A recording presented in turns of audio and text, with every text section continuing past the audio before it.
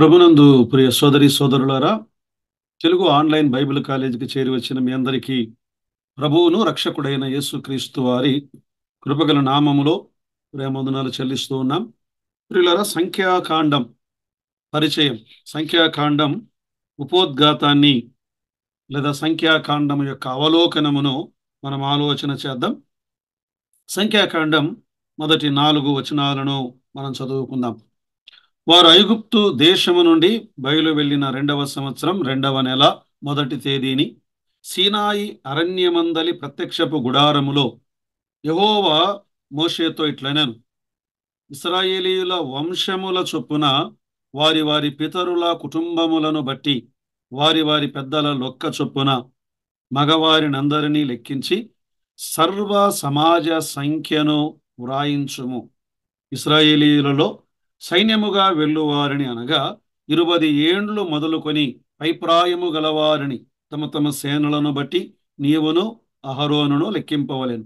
మరియు ప్రతి గోత్రములో ఒకడు అనగా తన పితరుల కుటుంబములో ముఖ్యుడు మీతో కూడా ఉండవలెను. ప్రియులారా, సంఖ్యాకాండం పరిచయం మనం ఆలోచన చేస్తూ ఉండగా ఆదికాండం, నిర్గమాకాండం, లేవియాకాండం, సంఖ్యాకాండం మరియు ద్వితీయోపదేశ కాండం, ఈ 5 కాండములను పంచకాండములు, పెంటాట్యుక్ అన్నారు. ధర్మశాస్త్రము. ప్రియులారా, ఆది కాండములో దేవుడు సృష్టికర్తగా ఉన్నాడు. నిర్గమాకాండములో ఆయన విమోచనకర్తగా ఉన్నాడు దేవుడు. లేవియా కాండములో దేవుడు సమాధానకర్తగా ఉన్నాడు. సంఖ్యాకాండములో విశ్వాసకర్తగా ఉన్నాడు. అంటే వీరు విశ్వాసమును బట్టి ప్రయాణము చేసిన వారు వాగ్దానము చేయబడిన కానానులో ప్రవేశించారు. విశ్వాసము లేని మూర్ఖతరం అవిశ్వాసులుగా ఉండి అరణ్యములోనే వారు రాలిపోయినట్లుగా సంఖ్యాకాండములో మనము గమనిస్తున్నాం. మంచిది ప్రియులారా, ఈ పేరు, ఈ సంఖ్యాకాండము అనే పేరు ఎందుకు వచ్చింది అని మనం ఆలోచన చేస్తే, మనము పాత నిబంధన 39 పుస్తకాలను హీబ్రూ భాషలో వ్రాశారు. కృత నిబంధనలోని 27 పుస్తకాలను ఆదిమ గ్రీకు భాషలో, ఆదిమ హీబ్రూ భాషలో పాత నిబంధన, సామాన్యమైన గ్రీకు భాషలో కృత నిబంధనను వ్రాశారు అనే సంగతి మనం ఎరుగుదు. అది పరిశుద్ధ గ్రంథములో మోషే వ్రాసిన 4వ గ్రంథం ఇది. అంటే ఇశ్రాయేలీయుల సంఖ్యను లెక్కించుట ద్వారా సంఖ్యాకాండము అనే పేరును మనం చూడగలం. 2వ వచనములో కదా, అక్కడ మగవారినందరినీ లెక్కించి వారి సమాజ సంఖ్యను వ్రాయించుము అన్నాడు.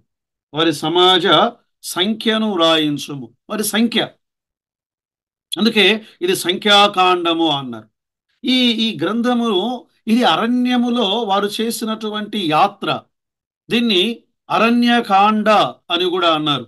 ఇది యాత్ర గ్రంథము అని కూడా అన్నారు.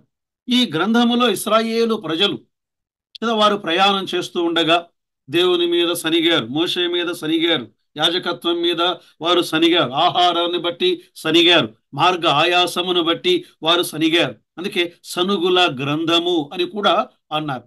కానీ హీబ్రూ భాషలో ఈ గ్రంథము పేరు బెమిదర్ అనే ఆ పదాన్ని వారు చెప్పారు. బెమిదర్ అనగా అరణ్యములో అని. అది మొదటి వచనములో సీనాయి అరణ్యమందలి అనే మాట, అరణ్యములో. దాన్ని గ్రీకు భాషలో అర్థిమయో అన్నారు. అంటే సంఖ్యను గురించి మాట్లాడేటువంటి మాట. లాటిన్ భాషలో దీన్ని న్యూమరియో అన్నారు, న్యూమర్. అంటే ఇంగ్లీష్ భాషలో దీనికి నంబర్స్ అని పిలువబడింది. కారణం ఏంటి? ఈ మొదటి అధ్యాయములో వారు లెక్కించబడ్డారు. యాత్ర ప్రారంభించగా వారు లెక్కించబడ్డారు. 26వ అధ్యాయములో 38 ఏండ్లు వారు ప్రయాణము చేసిన తరువాత రెండవసారి మరలా ఆ ప్రజలు లెక్కించబడ్డారు. ఇశ్రాయేలు ప్రజలు సీనాయి కొండ నుండి మోయాబు మైదానము వరకు వారు చేసినటువంటి ప్రయాణం 38 సంవత్సరముల చరిత్ర ఈ గ్రంథములో మనం చూడగలం.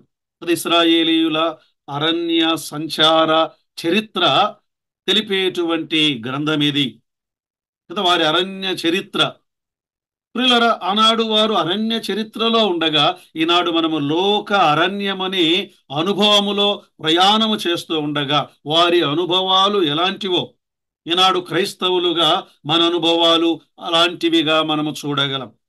మంచిది ప్రియులారా, మరి దీన్ని ఎవరు రాశారు, గ్రంథకర్త ఎవరు అనే మాటను మనం ఆలోచన చేసినప్పుడు, సో ఈ సంఖ్యాకాండం 33వ అధ్యాయం 2వ వచనములో ఇలా ఉంటుంది: మోషే యెహోవా సెలవిచ్చిన ప్రకారము వారి వారి ప్రయాణములను బట్టి వారి వారి సంచార క్రమములను వ్రాసెను. సో రచయిత ఎవరు అంటే యూదులు, యూదా రబ్బీలు, అలాగే క్రైస్తవ వ్యాఖ్యానకర్తలు దీన్ని మోషే వ్రాశాడు అని వారు స్పష్టంగా నమ్ముతూ ఉన్నారు కదా. మనం ఇక్కడ వారి సంచార క్రమములను వ్రాసెను, మోషే ద్వారా వ్రాయబడిన గ్రంథం. ఇంకా మనం బయటికి వెళ్ళామనుకోండి, యేసుక్రీస్తు ప్రభువారు ఈ సంఖ్యాకాండమును మోషేనే వ్రాశాడు అనడానికి మనకు ఆధారాలను మనము చూడగలం. యోహాను సువార్త 3వ అధ్యాయం యేసుక్రీస్తు ప్రభువారు ఆయన నికోదేముతో మాట్లాడుతూ 3వ అధ్యాయం 14వ వచనములో ఇలా అన్నాడు, 14, 15: అరణ్యములో మోషే సర్పమును ఎలాగు ఎత్తెనో అలాగే విశ్వసించు ప్రతివాడును నశింపక ఆయన ద్వారా నిత్య జీవము పొందునట్లు మనుష్య కుమారుడు ఎత్తబడవలెను అన్నాడు. మోషేను గుర్చినటువంటి ప్రస్తావన ఈ 3వ అధ్యాయం 14వ వచనములో మనము గమనిస్తున్నాం. అలాగే 5వ అధ్యాయము 46వ వచనాన్ని మనం చదివినప్పుడు చూడండి, 45, 46 యోహాను సువార్తలోని: మీరు ఆశ్రయించుచున్న మోషే మీ మీద నేరము మోపును, అతడు నన్ను గూర్చి వ్రాసెను గనుక మోషేను నమ్మినట్టయినా నన్నును నమ్ముదురు. మీరు అతని లేఖనములు నమ్మని ఎడల నా మాటలు ఎలాగు నమ్ముదురు. మోషే వ్రాసెను, మోషే నన్ను గూర్చి వ్రాసెను అని యేసుక్రీస్తు ప్రభువారు చాలా స్పష్టంగా సంఖ్యాకాండమనే గ్రంథమునకు మోషేనే గ్రంథకర్త అని ఆయన సెలవిస్తూ ఉన్నాడు. ప్రియులారా, మోషే ఈ గ్రంథాన్ని వ్రాశాడు. ఇంకా మనము అపోస్తలుడైన పౌలు కొరింథీయులకు రాసినటువంటి మొదటి పత్రిక 10వ అధ్యాయములో ఏమని రాయబడి ఉంది? సహోదరులారా, ఈ సంగతి మీకు తెలియకుండుట నాకు ఇష్టం లేదు. అదేమనగా మన పితరులందరూ మేఘము క్రింద నుండిరి, వారందరూ సముద్రములో నడిచిపోయిరి, అందరూ మోషేను బట్టియు మోషేలోను. మోషే ఈ గ్రంథమును కదా. ఈ మన సంఖ్యాకాండాన్ని మనం చదువుతున్నప్పుడు ఒక మాటి మాటికి మనం చదవగలం. యెహోవా మోషేతో సెలవిచ్చినదేమనగా, యెహోవా మోషేతో మాట్లాడి దాదాపుగా 80 సార్లకు పైగా ఆ మాటను మనం చూడగలం. మోషే కదా. సంఖ్యాకాండము అనేటువంటి ఈ గ్రంథము మోషేని గ్రంథకర్త అని మనము సంఖ్యాకాండ గ్రంథములోను, అలాగే యోహాను సువార్తలోను, అలాగే పత్రికలలోను వీటిని మోషే వ్రాశాడు. సరే, ఎవరికి వ్రాయబడి ఉన్నది? ఏదైనా ఒక లేఖ, ఉత్తరం లేదా ఏది రాసినా మనం టు అనే అడ్రస్ ఉంటుంది కదా. ఎవరికి వ్రాయబడి ఉన్నది? ఎవరు రాశారు? ఎవరికి రాయబడి ఉన్నది? ప్రియులారా, ఈ పాత నిబంధన ఈ పుస్తకాలన్నిటినీ మనము గమనించినప్పుడు, అంటే ఆది కాండము నుండి మలాకి గ్రంథము వరకు వ్రాయబడినటువంటి ఈ ఈ ఈ 39 పుస్తకాలు, ఆది కాండము నుండి మలాకి గ్రంథము వరకు ఇశ్రాయేలీయులకు అవి వ్రాయబడినవి. రోమాపత్రిక అధ్యాయం 3 వచనం 1, 2లో అట్లయితే యూదునికి కలిగిన గొప్పతనమేమి, సున్నతి వలన ప్రయోజనమేమి, ప్రతి విషయమందు అధికమే, మొదటిది దేవోక్తులు యూదుల పరము చేయబడెను కదా. ఈ దేవోక్తులు దేవుడు యూదులకు ఆయన ముందుగా ఆయన ఇచ్చినట్లుగా మనం చూడగలం కదా. దేవుని వాక్యం కదా యూదా ప్రజలకు వారు అనుసరించటానికి, వారి జీవితాల్లో మేలు పొందటానికి వారు ఇతరులకు దేవుడు ఎవరో వారికి చూపించటానికి ఈ మాటలను ఆయన ఇశ్రాయేలు ప్రజలకు ఆయన ఇచ్చాడు. ఆయన ఇచ్చాడు కదా. తన వాక్యము యాకోబునకు తెలియజేసెను, తన కట్టడలను, తన న్యాయ విధులను ఇశ్రాయేలీయులకు తెలియజేసెను అని వ్రాయబడి ఉన్నది. ప్రియులారా, అయితే ఈ గ్రహీతలు ఎవరు అన్నప్పుడు ఇశ్రాయేలు ప్రజలు. సరే, ఇవి ఎందుకు రాయబడ్డాయి? ఆనాడు ఇశ్రాయేలు ప్రజలకైనా ఈనాడు మనకైనా అవి ఎందుకు రాయబడ్డాయి అని మనం ఆలోచన చేస్తే, దైవ గ్రంథమైన బైబిల్లో అనేకమైన సంగతులను మనం చూడగలం. కొరింథీ మొదటి పత్రిక 10వ అధ్యాయం 11వ వచనములో ఏమనుంటుంది? మనకు బుద్ధి కలుగుట కొరకై అవి వ్రాయబడెను. ఈ సంగతులు దృష్టాంతములుగా వారికి సంభవించి యుగాంతమందున్న మనకు బుద్ధి కలుగుటకై ఇవి ఈ గ్రంథములోని సంగతులను మనము చదువుతూ ఉన్నప్పుడు వాటి ద్వారా మనము బుద్ధిని నేర్చుకొనగలం. రోమాపత్రిక అధ్యాయం 15 వచనము 4లో మనకు బోధ కలుగుటకై ఇవి వ్రాయబడి ఉన్నవి అని చాలా స్పష్టంగా దైవ గ్రంథములో మనము చూడగలం. మనకు బోధ కలుగుటకు కదా, లేఖనము వలన మనకు బోధ కలుగు నిమిత్తము ఇవి వ్రాయబడి ఉన్నాయి. మాత్రమే కాదు, పాత నిబంధనను మనం చదువుతూ ఉండగా ప్రభు అయిన యేసు క్రీస్తు వారిని ఆ లేఖనాలు బయలుపరుస్తున్నాయి. పాత నిబంధన అది నీడగా ఉన్నది, యేసు క్రీస్తు ప్రభువారు నిజ స్వరూపముగా ఉన్నాడు. ఆయన పాత నిబంధనలోని వచనాలను ఆయన నెరవేర్చినవాడు, ధర్మశాస్త్రమును ఆయన నెరవేర్చినవాడు. కొట్టివేయడానికి ఆయన ఈ భూలోకానికి రాలేదు ప్రియులారా కదా. లూకా స్వార్తలో యేసు క్రీస్తు ప్రభువారు ఎమ్మాయి మార్గము గుండా వెళ్ళేటువంటి ఆ శిష్యులతో ఆయన మాట్లాడుతూ 2 వచనాలు, లూకా సువార్త 24వ అధ్యాయం 27వ వచనములో, మోషేయు సమస్త ప్రవక్తలను మొదలుకొని లేఖనములన్నిటిలో తన్ను గూర్చిన వచనముల భావము వారికి తెలియజేశాను. మోషే వ్రాసిన పుస్తకములు ఈ 5 అన్నట్లుగా ఇక్కడ ప్రభువే చెబుతున్నాడు. అక్కడే లూకా సువార్త 24వ అధ్యాయం 44వ వచనములో అంతటా ఆయన మోషే ధర్మశాస్త్రములోను, అంటే పంచకాండాలు మోషే వ్రాశాడు, ప్రవక్తల గ్రంథములలోను కీర్తనలలోను నన్ను గూర్చి వ్రాయబడినవన్నీ. సో పాత నిబంధన లేఖనాలు యేసు క్రీస్తు ప్రభు వారిని అవి బయలుపరుస్తూ ఉన్నాయి, యేసు క్రీస్తు ప్రభు వారిని అవి వివరిస్తూ ఉన్నాయి. మంచిది, ఎవరికి వ్రాయబడి ఉన్నది, ఎవరు రాశారు, ఎక్కడ నుండి రాశారు కదా. అక్కడ మనము ఫ్రమ్ అని రాస్తాం, ఎక్కడి నుండి రాయబడింది, ఈ గ్రంథం యొక్క నేపథ్యం, బ్యాక్గ్రౌండ్, దీని యొక్క సెట్టింగ్, ఈ పుస్తకం సంఘటనలు ఎక్కడ జరిగాయి చూడండి. అక్కడ మొదటి వచనాన్ని మనం చదువుతున్నప్పుడు, వారు ఐగుప్తు దేశము నుండి బయలుదేరిన 2వ సంవత్సరము 2వ నెల 1వ తేదీని సీనాయి అరణ్యమందలి అనే మాట, సీనాయి అరణ్యం అనే మాట ఈ గ్రంథములో దాదాపుగా 48 సార్లు ఉపయోగించబడింది. అరణ్యం. వారు ఈ ఎడారిలో ప్రయాణమవుతూ ఉండగా, ఈ ఎడారిలో ఈ గ్రంథములో జరిగిన సంఘటనలు వ్రాయబడ్డాయి. మొదటి 10 అధ్యాయాలు మనం గమనించినప్పుడు ఇశ్రాయేలు ప్రజలు సీనాయి అరణ్యములో వారి గుడారములను వారు ఏర్పాటు చేసుకున్నారు. సీనాయి ఆ పర్వతము యొద్ద దేవుడు ఈ మోషేతో నిబంధనను ఆయన చేశాడు. వారు సీనాయి అరణ్యము నుండి కాదేశు వరకు ప్రయాణము చేశారు.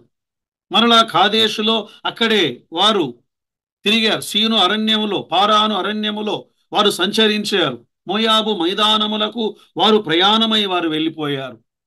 కొంతమంది భక్తులు వారు అంటున్న మాట, మోయాబు మైదానాలలో మోషే ఈ జరిగిన సంఘటనలన్నిటినీ ఒకసారి తాను నెమరు వేసుకొని ఆ మోయాబు మైదానములో వీటిని వ్రాశాడు అన్నట్లుగా సంఖ్యాకాండం ఆఖరి అధ్యాయం 36వ అధ్యాయం ఆఖరి వచనం 13వ వచనములో, ఎరికో యొద్ద యోర్దానుకు సమీపమున మోయాబు మైదానములలో యెహోవా మోషే చేత ఇశ్రాయేలీయులకు ఆజ్ఞాపించిన విధులను, ఆజ్ఞలను ఇవి అన్నారు కదా. ఇవన్నీ అరణ్యములో జరిగిన సంఘటనలు. ఇశ్రాయేలు ప్రజలు ఈ మోయాబు మైదానములోనికి రాగా మోషే కూర్చొని ఈ జరిగిన సంఘటనలన్నిటినీ అతడు రాసినట్లుగా మనము చూడగలం. సరే, ఎప్పుడు రాయబడి ఉంది కదా, ప్లేస్, డేట్ అంటమే మనం. ఎప్పుడు రాయబడి ఉంది? దీని రచనా కాలం దాదాపుగా మనం ఆది కాండము నుండి ద్వితీయోపదేశ కాండం వరకు ఒకే డేట్ను, మనము ఒకే తేదీని, ఒకే సంవత్సరాలను చెప్పుకుంటాం. క్రీస్తు పూర్వం 1450 నుండి 1450 నుండి 1410, ఈ 40 సంవత్సరాల ఈ కాల వ్యవధిలో, అంటే మోషే 40 సంవత్సరాలు ఎక్కడున్నాడు? ఐగుప్తు రాజభవనములో ఉన్నాడు. 40 సంవత్సరాలు ఎక్కడున్నాడు? మామ మందను మేపుతూ ఆయన ఆ యొక్క హోరేబు అరణ్యములో, మైదానములో ఆయన ఉన్నాడు. ఆ తర్వాత 40 ఏండ్లు ఆఖరి దశలో దేవుని చేత పిలువబడి ఇశ్రాయేలు ప్రజలను ఆయన నడిపిస్తున్న 40 ఏండ్లు. ఇవి ఆ 40 ఏండ్లు 1450 నుండి 1410 క్రీస్తు పూర్వము. ఇది ఇశ్రాయేలీయుల చరిత్ర. సీనాయి పర్వతము నుండి మోయాబు మైదానాల వరకు నమోదు చేయబడినటువంటి సంఘటనలుగా మనము వీటిని చూడగలం. ఇంకా చెప్పాలి అంటే ఈ మోయాబు శిబిరములో మోషే మరణించిన కాలం 1405 సంవత్సరం. ఆయన ఆ మరణపు సమీపమైన దినాలలో దేవుని ఆత్మచేత ప్రేరేపించబడి వీటిని వ్రాశాడు. సరే, ఎందుకు ఇవి వ్రాయబడి ఉన్నాయి? మనం కొన్ని ముందే చెప్పుకున్నాం. ఆనాటి ఇశ్రాయేలీయులు అవిధేయత ద్వారా ఎలా అరణ్యములో రాలిపోయారో, ఎలా చనిపోయారో ఆ పాఠము ఇశ్రాయేలు రాబోయే తరానికి నేర్పించటానికి మాత్రమే కాదు, దేవుడు తన కృప ద్వారా వారిని ఎలా నడిపించాడో రాబోయే తరం, రెండవ తరం, ఆ తర్వాత ఇశ్రాయేలు జనాంగానికి దేవుని గూర్చి నేర్పించటానికి, అది ఈ విషయాలను మరొక తరానికి తెలియజేయడానికి. దేవుని క్రమశిక్షణ, దేవుడు ఎలా వారికి ఆహారం ఇచ్చాడు, దేవుడు ఎలా నీటినిచ్చాడు, దేవుడు ఎలా నడిపించాడు, అవిధేయులైన వారిని దేవుడు ఎలా శిక్షించాడు, విధేయులైన వారికి దేవుడు ఎలా కృప చూపించాడు, తన నిబంధనను తన కృప ద్వారా ఎలా నెరవేర్చాడు, ఈ సంగతులన్నీ రాబోయే తరం వారు నేర్చుకోవాలి అని. సరే, ఈ గ్రంథములో ఏమి వ్రాయబడి ఉన్నది? ఇశ్రాయేలీయుల సంచారములు, వారి ప్రయాణాలు, వారి మజిలీలు, ఆ ప్రయాణములో వారి యొక్క సనుగులు, ఆ సనుగుల ద్వారా దేవుడు వారిని ఎలా సంహరించాడో. సంచారములు, సనుగులు, సంహారములు.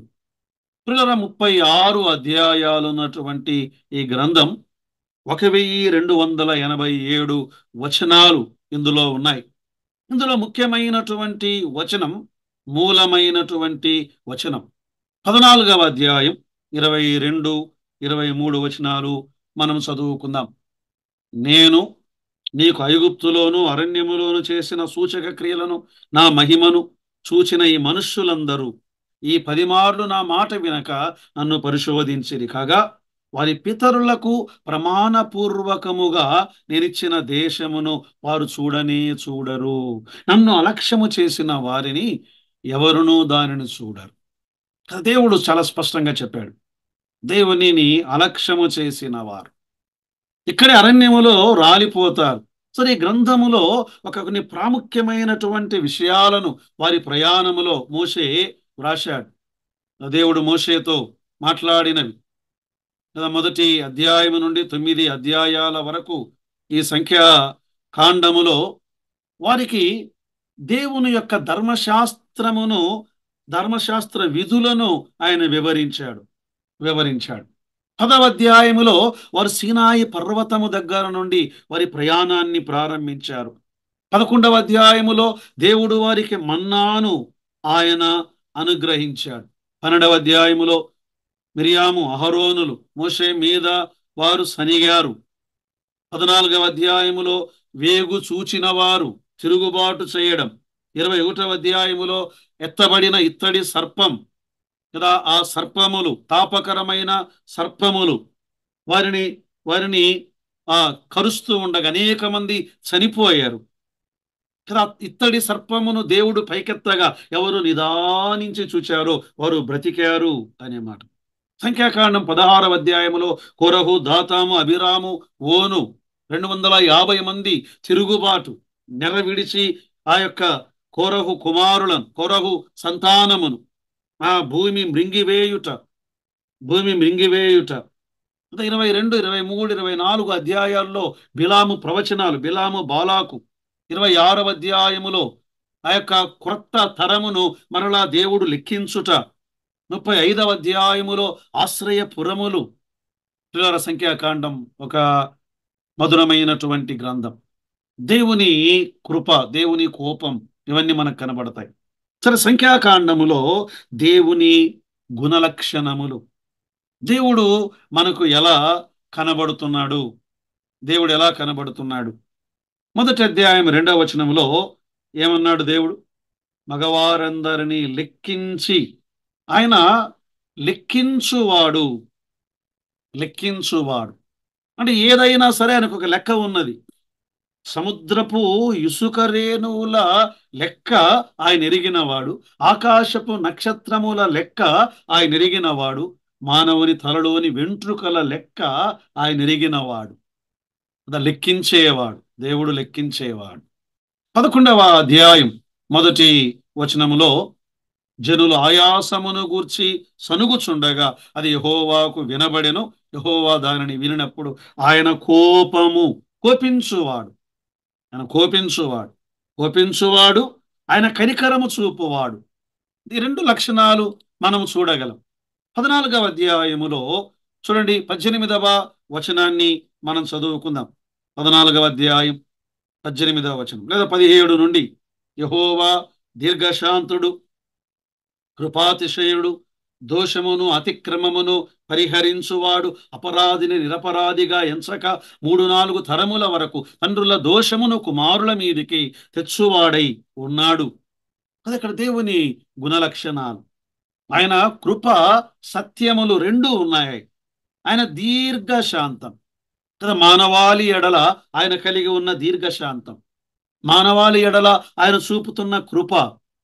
ఇలా మనము ఈ గ్రంథమును ఒక్కొక్క అధ్యాయాన్ని మనం చదువుతున్నప్పుడు దేవుని గుణలక్షణములను మనము ఇందులో చూడగలం.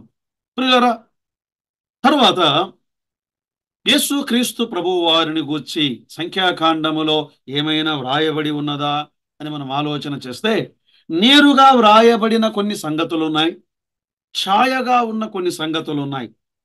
మొదటి అధ్యాయం 54వ వచనములో యెహోవా మోషేకు ఆజ్ఞాపించిన వాటన్నిటినీ తప్పకుండా ఇశ్రాయేలీయులు చేసిరి. ప్రజలను నడిపించిన నాయకుడు మోషే.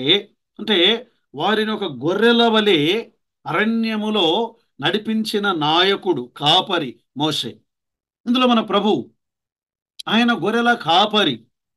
యోహాను సువార్త 10వ అధ్యాయం మనం చదివినప్పుడు, నేను గొర్రెలకు మంచి కాపరిని, నా గొర్రెలను నేను ఎరుగుదును.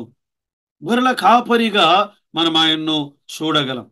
ఇదే సంఖ్యాకాండం 3వ అధ్యాయం 16వ వచనాన్ని చూచినప్పుడు అక్కడ అహరోను మనకు కనబడతాడు. అహరోన్ లేదా లేవి గోత్రికులు, యాజకుడు. అహరోను ఎవరు? యాజకుడు. ప్రియులారా, అలాగే యేసుక్రీస్తు ప్రభువారు ఆయన గొప్ప ప్రధాన యాజకుడుగా ఆయన ఉన్నాడు. ఆయన గొప్ప ప్రధాన యాజకుడు. ప్రియులారా, ఇంకా మనము గమనించినట్లయితే ఈ సంఖ్యాకాండములో 20వ అధ్యాయానికి మనం వద్దాం. 20వ అధ్యాయం చూడండి, 2వ వచనము నుండి 11వ వచనం వరకు మనం చదివినప్పుడు 11వ వచనాన్ని మనం అప్పుడు మోషే తన చెయ్యి ఎత్తి 2 మార్లు తన కర్రతో ఆ బండను కొట్టగా నీళ్లు సమృద్ధిగా ప్రవహించెను. నీళ్లు సమృద్ధిగా ప్రవహించెను కదా. యేసు క్రీస్తు ప్రభువారు ఆయన కొట్టబడినటువంటి బండ కదా. కొరింథీ మొదటి పత్రిక 10వ అధ్యాయం 4వ వచనములో అందరూ ఆత్మ సంబంధమైన ఒకే పానీయమును పానము చేసిరి, ఏలైనగా తమ్మును వెంబడించిన ఆత్మ సంబంధమైన బండలోనిది త్రాగిరి, ఆ బండ క్రీస్తే అని వ్రాయబడి ఉన్నది. ఆ బండ క్రీస్తే. ప్రియులరా, మాత్రమే కాదు, 21వ అధ్యాయం, మనం ఇప్పుడు 20వ అధ్యాయం చూసాం కదా. 21వ అధ్యాయం 4వ వచనము నుండి 9వ వచనం వరకు మనము గమనించినప్పుడు 9వ వచనములో, కాబట్టి మోషే ఇత్తడి సర్పం ఒకటి చేయించి స్తంభము మీద దానిని పెట్టెను. అప్పుడు సర్పపు కాటు తినన ప్రతివాడు ఆ ఇత్తడి సర్పమును నిదానించి చూచినందున బ్రతికెను. ఆ సర్పాన్ని ఎవరైతే నిదానించి చూస్తారో వారు బ్రతికారు. ఇదే సంగతిని యేసు క్రీస్తు ప్రభువారు నికోదేముతో మాట్లాడుతూ ఆయన అన్నాడు. యోహాను సువార్త 3వ అధ్యాయం 14-15 వచనాల్లో, అరణ్యములో మోషే సర్పమును ఎలాగూ ఎత్తెనో అలాగే విశ్వసించు ప్రతివాడును నశింపక ఆయన ద్వారా నిత్య జీవము పొందునట్లు మనుష్య కుమారుడు ఎత్తబడవలెను. యేసు క్రీస్తు ప్రభువారు సర్పము వలె కలువరి శిలువలో ఎత్తబడగా ఆయన వైపు చూచిన వారు రక్షణ పొందుట, బ్రతుకుట అనే మాటను అద్భుతంగా మనం గమనించగలం. ప్రియులరా, సంఖ్యాకాండములో పరిశుద్ధాత్మను గూర్చిన సంగతులు ఏమైనా ఉన్నాయా అని మనం ఆలోచన చేస్తే, ప్రియులరా, దాదాపుగా పాత నిబంధనలో పరిశుద్ధాత్మను గూర్చిన సంగతులు చాలా తక్కువగా వ్రాయబడినట్లుగా మనము చూడగలం. అక్కడక్కడ పరిశుద్ధాత్మను గూర్చిన సంగతులు చూడగలం. సరే, మనము వాటిని అలా చెప్పుకుంటే, సంఖ్యాకాండం 11వ అధ్యాయం 25వ వచనములో, యెహోవా మేఘములో దిగి అతనితో మాటలాడి అతని మీదికి వచ్చిన ఆత్మలో పాలు ఆ 70 మంది పెద్దల మీద ఉంచెను. కావున ఆ ఆత్మ వారి మీద నిలిచినప్పుడు వారు ప్రవచించిరి. దేవుని ఆత్మ మోషే మీదికి, దేవుని ఆత్మ ఆనాడు 70 మంది పెద్దల మీదికి దిగి వచ్చినట్లుగా మనం చూడగలం. మాత్రమే కాదు, 24వ అధ్యాయములో దేవుని ఆత్మ దేవుని ఆత్మ ఈ బిలాము మీదికి దిగి వచ్చినట్లుగా మనము చూడగలం. తర్వాత 27వ అధ్యాయములో దేవుని ఆత్మ యెహోషువను ఆవరించినట్లుగా మనము చూడగలం. దేవుని ఆత్మ. సరే, సంఖ్యాకాండములో ముఖ్యమైనటువంటి వ్యక్తులు, ఇది ఒక చరిత్ర. లేవియాకాండములో బలులు, అర్పణలు, ప్రాయశ్చిత్తార్థ దినము, పండుగలు కదా, గుడారములో వారు చేయవలసిన కార్యములు, అందులో అహరోను, ఆయన సంతతి, మోషే, ఇలా అనేక మంది కనబడతారు. కానీ సంఖ్యాకాండములో విశేషముగా అనేక మంది ప్రజలను మనం చూడగలం. అందులో ప్రాముఖ్యమైన వ్యక్తి మోషే. మోషే మొదటి వచనములోని మొదటి అధ్యాయం, సీనాయి అరణ్యమందలి ప్రత్యక్షపు గుడారములో యెహోవా మోషేతో అన్నాడు. ఆయన ఒక గొప్ప ప్రవక్త. మోషే ఇశ్రాయేలును నడిపించినటువంటి నాయకుడు. ఇశ్రాయేలీయులకు దేవుడు తన ధర్మశాస్త్రమును వివరించటానికి వాడుకున్నటువంటి దేవుని నోరు, దేవుని వాక్కును పలికినవాడు. రెండవ వ్యక్తిని మనము గమనించగలం. రెండవ వ్యక్తి ఎవరు అంటే మనకు కనబడుతున్నది అహరోను అనే మాటలు చూడగలం. అహరోను 2వ అధ్యాయం 1వ వచనములో, మరియు యెహోవా మోషే అహరోనులకు ఇలాగు సెలవిచ్చెను. మోషే సహోదరుడు కదా. నేను మాట్లాడలేను అంటే సహాయకరంగా అహరోను పంపాడు దేవుడు. సరే, అహరోనులో బలహీనతలు ఉన్నాయి. అయినా ఇశ్రాయేలీయులకు మొదటి ప్రధాన యాజకుడు ఈ అహరోను. మాత్రమే కాదు, ఇందులో ఇంకా ప్రధానమైన వ్యక్తులు మనము చూడగలిగితే మిర్యామును మనము చూడగలం. మిర్యాము సంఖ్యాకాండం 12వ అధ్యాయం 1వ వచనములో, మోషే కూసు దేశపు స్త్రీని పెండ్లి చేసుకుని ఉండెను గనుక అతడు పెండ్లి చేసుకున్న ఆ స్త్రీని బట్టి మిరియాము అతనికి విరోధముగా మాటలాడింది, లేదా మిరియాము అహరోనులు అతనికి విరోధముగా మాటలాడి. మిరియాము సహోదరి, మోషే ప్రాణమును కాపాడిన సహోదరి మాత్రమే కాదు, ఇశ్రాయేలు ప్రజలు విడిపించబడగా ఎర్ర సముద్రము దాటినప్పుడు స్త్రీలతో కలిసి కీర్తన పాడినటువంటి సహోదరి, ఆమె ప్రవక్త్రి అని రాయబడిన మాట నిజమే. కానీ మోషే మీద అసూయ పడినది, అసూయ కారణంగా కుష్టి వ్యాధి చేత బాధించబడినది, ఇశ్రాయేలు ప్రయాణం ఆగిపోవడానికి కారకురాలైనది. మరలా మోషే ప్రార్థన చేయగా క్షమించబడి స్వస్థపరచబడిన మిరియాము.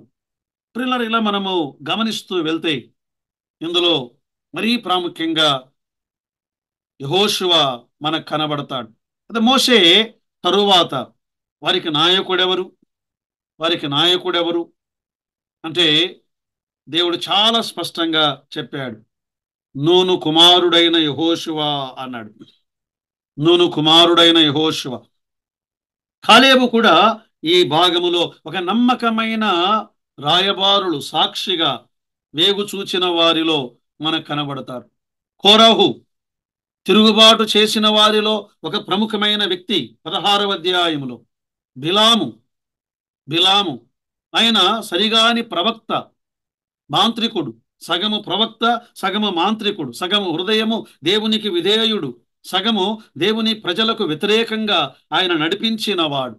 సంఖ్యాకాండం 22 నుండి 25 వరకు ఆయన గురించి మనం చూడగలం. సంఖ్యాకాండములో ప్రాముఖ్యమైనటువంటి బోధ ఏమైనా ఉన్నది అంటే, సంఖ్యాకాండములో ఇశ్రాయేలీయులు అన్యజనులతో కలిసి దేవునికి వ్యతిరేకముగా తిరుగుబాటు చేయుట సంఖ్యాకాండం 14వ అధ్యాయములో చూడగలం. మాత్రమే కాదు, సంఖ్యాకాండములో మోషేకు దేవుడిచ్చినటువంటి దైవిక అధికారమును మనము చూడగలం. 12వ అధ్యాయములో సంఖ్యాకాండములో మోషే అహరోనుడు మోషే మీద అహరోను మిరియాములు తిరగబడ్డారు. అప్పుడు దేవుడు అన్నాడు, మోషేను గురించి రమ్యమైన మాటలను దేవుడు వారితో మాట్లాడాడు. మోషే భూమి మీదనున్న వారందరిలో మిక్కిలి సాత్వికుడు, నేను దర్శనముల ద్వారా మాట్లాడేవాణ్ణి, కానీ మోషేతో నేను ముఖాముఖిగా మాట్లాడుదును. మోషే నా సేవకుడు, నా ఇల్లంతటిలో అతడు నమ్మకమైన వాడు అని మోషేకి ఇవ్వబడిన దైవిక అధికారమును గూర్చి మనం చూడగలం.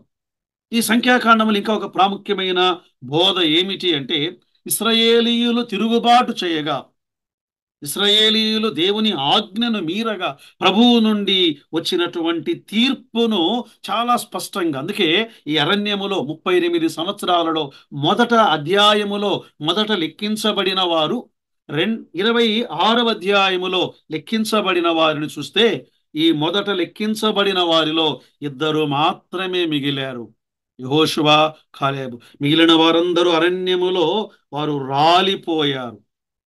ఇంకా ప్రియులారా, ఈ యొక్క సంఖ్యాకాండాన్ని గమనించినప్పుడు దేవుని నిబంధన, దేవుని ప్రజల ఎడల ఎలా నమ్మకముగా నెరవేర్చాడు. వాస్తవానికి మరొక తరాన్ని ఆయన అరణ్యములో దాటించి వాగ్దాన దేశములోనికి ప్రవేశపెట్టాడు. వాగ్దాన దేశములోనికి ఆయన ప్రవేశపెట్టాడు. ప్రియులారా, ఈ గ్రంథమును మనం చదువుతున్నప్పుడు ఇందులో సనుగులు సనుగులు లేదా ఫిర్యాదులు 7 సార్లు వారు సనిగినట్లుగా చూడగలం. 11వ అధ్యాయములో మొదటి 2 వచనాల్లో 3 వచనాల్లో మార్గ ఆయాసము చేత సనిగారు ఒకటి. 11వ అధ్యాయములోని 4, 6 వచనాల్లో ఆహారమును గూర్చి వారు సనిగారు. 13వ అధ్యాయములో ఆ నిఫీలీయులను గురించి వారు సనిగారు. 16వ అధ్యాయములో నాయకుని మీద సనిగారు, నాయకుని మీద సనిగారు. 16వ అధ్యాయములోని యాజకత్వపు చట్టము మీద, ఆ ధర్మశాస్త్రం మీద వారు సనిగారు. 20వ అధ్యాయములో వారు సంచరించి అరణ్యమును గూర్చి వారు సనిగారు. 21వ అధ్యాయములో ఇదే మన్నానేనా, ఇక మరేమీ లేదా అని 2వసారి వారు మన్నాను గూర్చి సనిగారు. సంవత్సరాల పైపడిన వారంతా కాల్బలం లెక్కించబడగా 6 లక్షలకు పైగా కాల్బలం. స్త్రీలు పిల్లలు కాక వారందరూ అరణ్యములో మరణించిరి అనే మాట. పిల్లల ఈ గ్రంథాన్ని మనం చదువుతూ ఉండగా ప్రయాణము ప్రయాణ అనే మాట పదం, ముఖ్యమైన పదాలు 22 సార్లు కనబడుతుంది. అరణ్యము అరణ్య అనే మాట 45 సార్లు మనకు కనబడుతుంది. సేనగా బయలు వెళ్ళిన వారు, సేన అనే ఆ మాట 53 సార్లు మనకు కనబడుతుంది. ప్రధానులు అనే మాట 48 సార్లు మనకు కనబడుతుంది. సనుగులు అనే మాట 7 సార్లు మనకు కనబడుతుంది. పిల్లరా, ఈ గ్రంథం ఒక్కొక్క అధ్యాయాన్ని మనం ధ్యానం చేద్దాం. గ్రంథము యొక్క విభజన అంటే స్థూల విభజన మనం చెప్పుకుందాం. ఇంకా మరీ లోతుగా ఒక్కొక్క అధ్యాయ విభజన మనము వాక్యాన్ని అధ్యాయం వివరించే సమయంలో దాన్ని మనం చెప్పుకుందాం. గ్రంథ విభజన తరములను బట్టి అంటే 1 నుండి 21వ అధ్యాయం వరకు పాత తరము, 1 నుండి 21వ అధ్యాయం వరకు పాత తరము, 22 నుండి 36 వరకు క్రొత్త తరము. రెండు భాగాలుగా సంఖ్యాకాండమును మనం చెప్పుకోవచ్చు. సరే, వారి ప్రయాణము కదా ఇది. వారున్న స్థలములను బట్టి ఈ ఈ గ్రంథమంతటిని 3 భాగములుగా మనం విభజించుకోవచ్చు. 3 భాగాలు. 1 నుండి 12 అధ్యాయాలు సీనాయి పర్వతము దగ్గర నుండి కాదేషు బర్నయా వరకు. 1 నుండి 12 అధ్యాయాలు సీనాయి నుండి కాదేషు బర్నయా వరకు. 13 నుండి 19వ అధ్యాయం కాదేషు బర్నయా నుండి కాదేషు బర్నయా వరకు. అంటే అక్కడక్కడే వారి సంచారములన్నీ 38 సంవత్సరములు వారు అరణ్యములో తిరిగారు. కాదేషు నుండి కాదేషు వరకు. 20వ అధ్యాయము నుండి 36వ అధ్యాయం వరకు కాదేషు బర్నయా నుండి యోర్దాను దగ్గర మోయాబు మైదానముల వరకు. కాదేషు బర్నయా నుండి యోర్దాను దగ్గరనున్న ఆ మోయాబు మైదానముల వరకు. ప్రియులరా, ఈ సంఖ్యాకాండం మన ముగింపు, అవలోకనం యొక్క ముగింపుకొచ్చాం. తన ప్రజలతో ఎల్లప్పుడూ ఉండాలి అనేదే దేవుని అభిలాష. వారు అవిధేయులైన ఆయన వారిని విడిచిపెట్టలేదు. దేవుని కృప వారిని శిక్షించాడు, కానీ వారిని దాటి వెళ్ళలేదు. వారి కొరతలను తీర్చి దేవుడు తన విశ్వాస్యతను ఆయన చూపించాడు. ఎన్నోసార్లు నేను దేవునికి అవిధేయులమైన ఆయన మనల్ని ఎప్పుడో త్రోసివేయాలి, కానీ ఆయన తన విశ్వాస్యతను ఆయన కోపించుచూనే వాత్సల్యము చూపించేటువంటి దేవుడు. ఇహ సంబంధమైన వాటి నుండి ప్రత్యేకించుకోవాలి, వేరుగా ఉండాలి అని ఈ సంఖ్యాకాండము ద్వారా దేవుడు మనతో ఆయన మాట్లాడుతున్నాడు. వాగ్దాన దేశములోనికి వెళ్ళిన తరువాత మీరు ఆశ్రయపురములను నిర్మించండి అని దేవుడు చెబుతున్నాడు కదా. పొరపాటున తప్పు చేసిన వానికి ఒక ఆశ్రయపురం, అక్కడికి వెళ్ళి అతడు దాగుకొనవచ్చు. ఆ ప్రధాన యాజకుడు బ్రతికి ఉన్నంత వరకు. మన ప్రధాన యాజకుడు మన ప్రభు అయిన యేసుక్రీస్తు వారు ఆయన నిరంతరము బ్రతికి ఉండగా ఆయన దగ్గరకు వెళ్ళి శరణాగతులమై ఆయన ఆశ్రయపురముగా ఆయనను ఆశ్రయించగలం. ప్రియులారా, ఇందులో యేసుక్రీస్తు ప్రభువారు యాకోబులో నక్షత్రము ఉదయించెను, యూదాలో రాజదండము అన్నాడు. యేసుక్రీస్తు ప్రభువారు ఆయనను గుర్చిన అనేకమైన అద్భుతమైన సంగతులను వారి యాత్రలో వారిని వెంబడించిన బండగా, ఆహారమిచ్చిన మన్నాగా, జీవజలమిచ్చిన ఆ బండ నుండి నీళ్లుగా, పగటి వేళ మేఘ స్తంభముగా, రాత్రి వేళ అగ్ని స్తంభముగా, వారి ఎడల ఆయన కృపచూపు వాడుగా, ఎన్నో విషయాలు యేసుక్రీస్తు ప్రభు వారిని చూస్తూ ఉండగా, ప్రియులారా, ఈ సంఖ్యాకాండం ఒక్కొక్క అధ్యాయాన్ని ధ్యానించి ఇంకా లోతైన సంగతులను నేర్చుకోవడానికి పరిశుద్ధాత్మ దేవుడు మనకు కృపను సహాయమును దయచేయునుగాక. ఆమేన్.